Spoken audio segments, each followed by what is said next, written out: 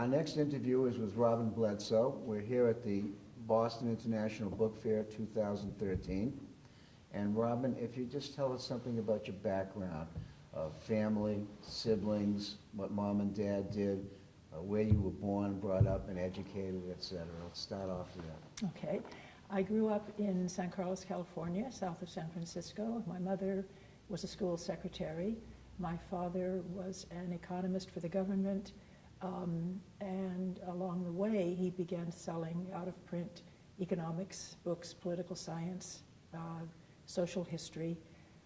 He was inspired by a good friend of his named Jim McCrary, who did business as Urban Books out of Berkeley. And Dad began doing that and sold those books for about 20 years before he died, and became the largest specialist dealer in that field west of the Mississippi. And he was president of the Northern California chapter of the ABAA 1 or 2 terms. Yeah. So he was my model. He never sold rare books, and I haven't really either.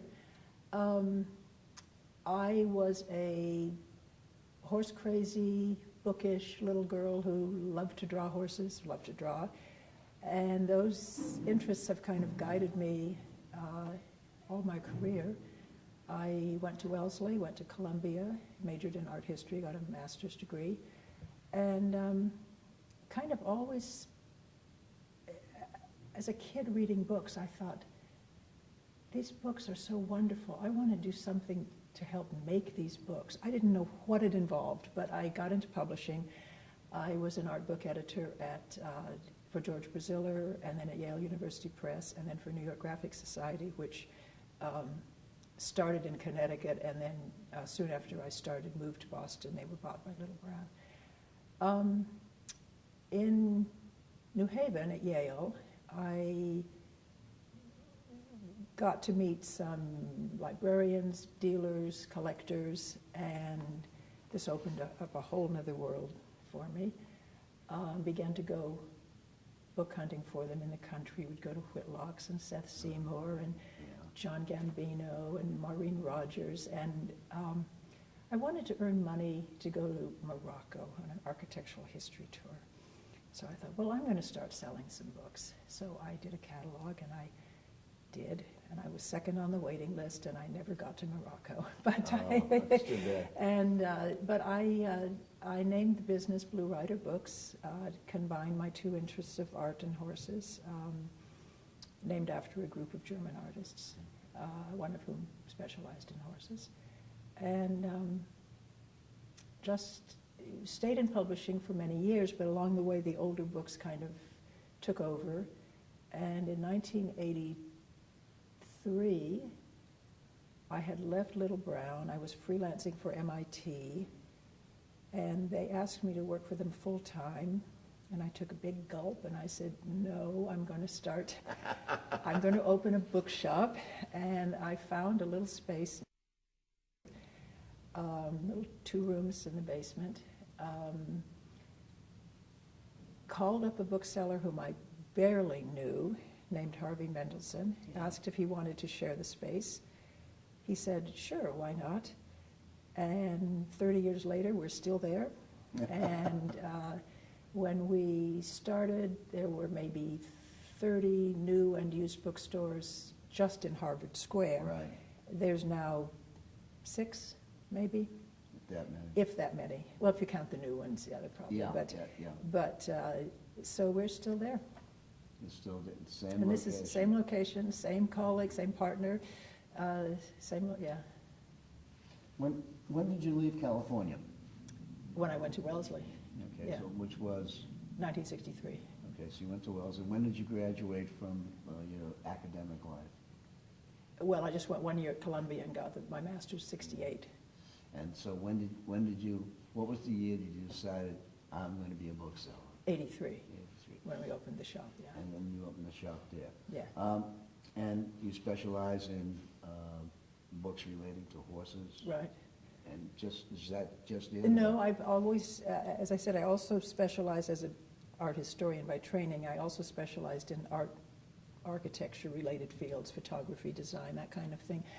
Originally, those books were the bulk of my income, but over the years, the horse books took over, and they're kind of my real niche now. So that's what I've been concentrating on for a while. Is your shop an open shop? Oh, yeah, yeah. And your hours are? Tuesday through Saturday, noon to 6. Okay. Or by appointment. Or by appointment. When you first started in the trade, who were some of the people who were mentors or who influenced you? Well, my father was the first one, of Right. course. But at Yale, there was one person who was very important, and that was John Podesky, who was a Yale librarian and bibliographer. He did a Dickens bibliography, and he did the Equestrian bibliography for Paul Mellon, his horsemanship collection. And he was a big influence. And then later on, a woman named Ellen Wells, who fortunately died very young, about 10 years ago. She was a rare science book librarian at the Smithsonian, but her real interest was books about horses. And she, in my opinion, knew more about horse books than anybody before or since, and did a wonderful bibliography, and she was a real mentor. And then another person at Yale who was influential in a different way was a book scout named Nolan Smith, who died a couple of years ago. He was good, and it's a little bit different because until I was in my early 40s, I didn't really drive, and I never owned a car.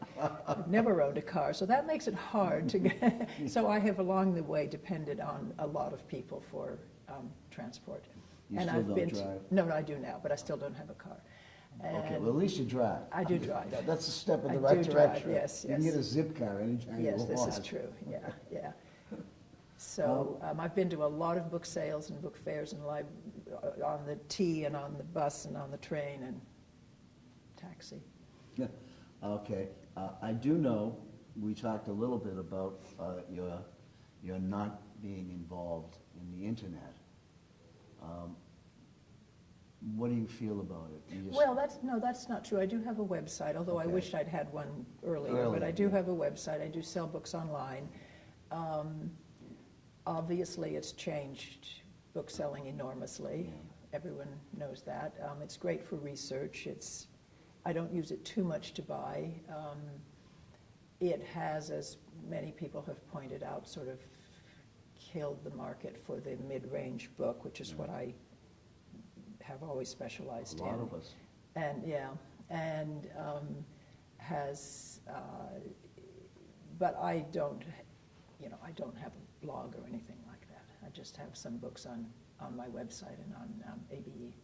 Was it a difficult transition for you to go onto an internet thing? I don't really enjoy it, so yes. I mean, I really like handling the books, handling the paper, Right. but I do it, yeah. I probably waited too long, but I'm Well, yeah. it's better late than never. Yeah, they say, yeah, so. yeah. What are some of your recollections of your early book-selling days here in New England?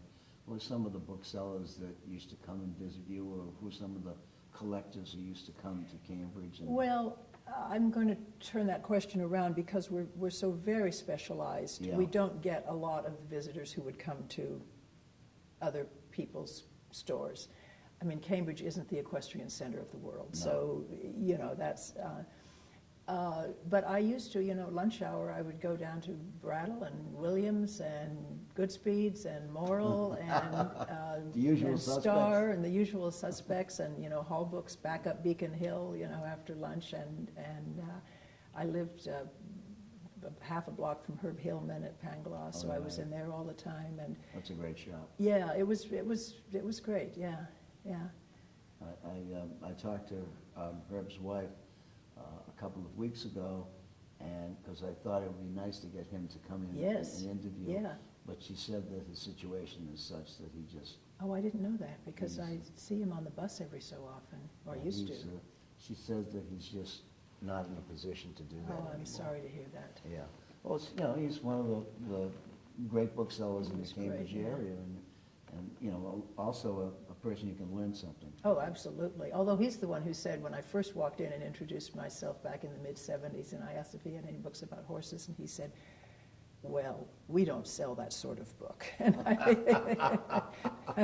Straighten you out right away. Straighten me out. And I also love the line that that I have sometimes used, that he would say, somebody could say, he would come in and say, well, can you do any better on the price? And he would say, yes, I can add the sales tax. Well, it's quite a different world than it was 25, 30 years ago for book selling, et cetera. Do you do many book fairs?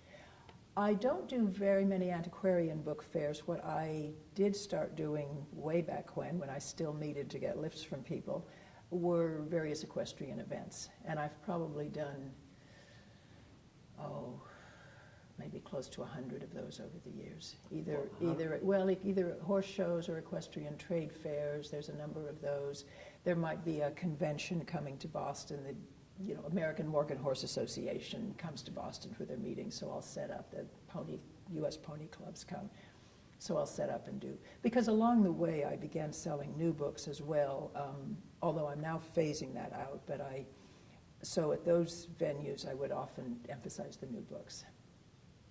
What do you see as some of the challenges facing us as antiquarian booksellers?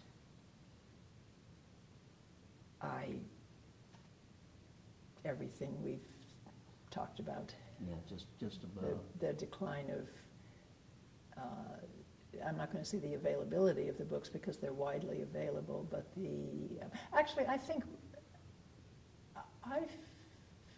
feel, and I know not everyone agrees with this, that there's a lack of interest in books and in the physicality of books and in collecting books. And I watched the people. I was just at one of the big horse events last weekend, and the little girls were coming up and looking at the kids' books and oh, mommy, can I buy that? Well, no, dear, we can get that. We can put that on your Kindle. Yeah. That kind of thing. So I don't think they're going to. Kids don't use books for research anymore. I think just not being dependent on books or having them around you is really going to affect, I don't know, how people think of books. Yeah. Do you plan to keep your place open for any extended period of time? For the foreseeable future, yeah. Yeah, we have a very understanding landlord. We've been very lucky with that. Foot traffic has diminished, but we're still there and hope to, yeah. You're more of a destination, though. I think we are, yes. Because of the kinds of things that you deal in, you're a destination. I think we are. And I remember one year a young Japanese woman to whom I had sold books occasionally, but not really. She and her husband were in Boston. They were in Boston for one day. He went to a Red Sox game, and she came to our bookshop. And I thought, oh, man, with all the things you could do in Boston. Well, so that was nice. Obviously dedicated to her collecting. Yeah, that was nice. Yeah. Did she buy? Yeah, a little bit, yes. But we've never heard from her since. So really? Yeah. But she did. It's one of those occasional purchases, as it were. Yeah. If you were going to enter the book trade today, would you? Could you? I knew you were going to ask that question. I don't know. I would be a different person. Times are different. Yeah, I mean. I don't know. I think I'm very retiring. I'm a bit of a loner. I probably would have made a good librarian. Maybe, I don't know. I think you'd make a good talk show host. Well, I don't know about that. You don't know about that. Well, I think you would. After all these years in the trade, dealing in this one specific subject, doing book fairs, etc., how do you think the world has changed from when you first started to now? Do you mean the world in general, or the equestrian in general, the world of books? Yeah, the world of books. Just in your own opinion, you remember what it was like then, and then you've seen what's going on to now. There's been so many changes. Gosh, I don't know. Well, I mean, what we've talked about, the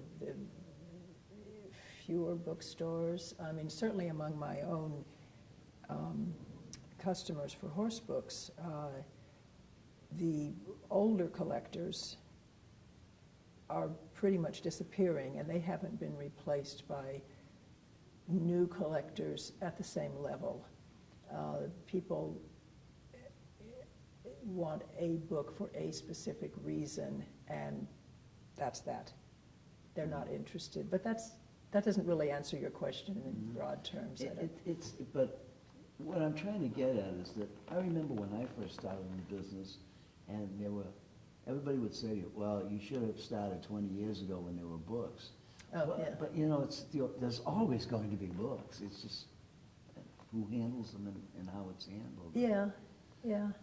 But it's also interesting to note that the internet has pretty much dictated what you can and what you can't do in the book business and be successful. Yeah, yeah, yeah.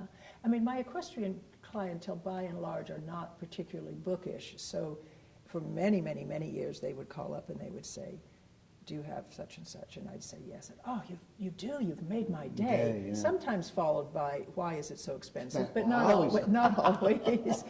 And gosh, when I used to do catalogs, I remember I got an order from someone, and he said, oh, I'd like number 19. Hold on a minute, please. And there'd be 2 minutes of silence. And, oh, I'd like number 38. Oh, hold on a minute, please. And this went on and on and on. And he was judging a horse show, and he was ordering from my catalog in between watching the rounds. And then there was another time a woman called, and she was ordering from a catalog, and she was very confused. She was not getting the item number and the author right, and on and on. I couldn't figure out what she wanted. And she said, oh, you'll have to excuse me. I'm driving an 8-horse van through downtown Chicago. While she's ordering books. While she's ordering books. And then one time a woman called up and said, my little boy is interested in riding, and I really want to encourage him, but he's getting old enough that it's becoming very uncomfortable for him. Do you know what he should be wearing? I don't know what he should be wearing. So I called up somebody, and I got the answer. A Speedo, some sort of Speedo. Some sort of Speedo. So you get things like that. Yeah. So you've done hundreds of these horse-related shows? No, I would say about 100. Okay. Do you really sell anything at these shows? Oh, yeah. Oh, the one. It's a good venue for you then. Yeah, I don't do very many, but oh yeah. The one show I have now stopped going to it, but some years it was half my income. Really? The show got 100,000 people. Wow. So yeah. That's 100,000 people. There's got to be some kind of some sort of audience. Yeah. And I do have to say right here that I could not do the shows without my partner, Robert Martin. He does all the driving. He does a lot of the heavy lifting. He doesn't know a thing about the books. That's but okay. I could not do them without him. We need second bananas in this trade. Yeah. It's all a first banana trade. One of the other things that I often ask is, what do you think is the most important things to have when you're a bookseller, besides the fact of having money and interest? You got to have the books, right? You have to have the books, yeah. Do you scout regularly, or do you use the internet, or do you read catalogs? How do you acquire? Well, there are hardly books? any more catalogs. I buy from other dealers. I buy at book fairs. I buy private collections. I don't go to very many auctions. I hardly buy at auction at all. I buy in England. I go to England once or twice a year. I buy there. Are there more stuff for you there than here? Well, there's a couple of dealers who have quite a lot of material, so I can buy quite a lot in a pretty short trip. So, which is good. Yeah, that's Just good. about the time your blood's getting used to the time change, it's time to go back. Exactly, yeah. Which is the hard part about life. Yeah.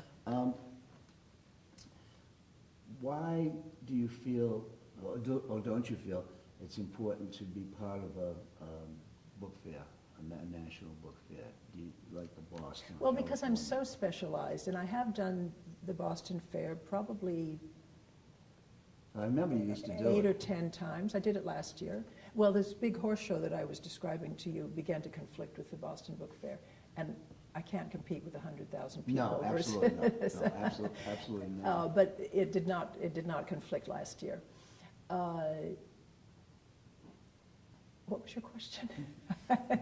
Just about, just the in general. importance of doing book fairs. I would bring equestrian material to Boston and no one would ever buy. Yeah. No one would ever buy, and I would see the same people who come to the shop, and I thought, why spend the money to take my books across the river when they can come to the shop? And in terms of the art books, I can sell them other ways. But I think I'm going to come to Boston next year. For those of you, when she said across the river, the Charles River runs between Boston and Cambridge. She's in Cambridge, and you're here in Boston. Right. Across the river. Right. Well, Robin, we're almost done, and I want to thank you very much for appearing, because I Okay. know you had some trepidations about Right. doing this interview. And see, you've sat still for 30 minutes, and you've talked, and you feel comfortable. And you didn't ask me the one question I thought you were going to ask. Well, what's the question? I'll ask it. No, I'm not related to Drew. Oh, you're not really? Okay, I'm sorry. Yeah, No, that's there's some okay. resemblance, but thanks very much, Robin. Thank I you, really Michael. appreciate it. You did well.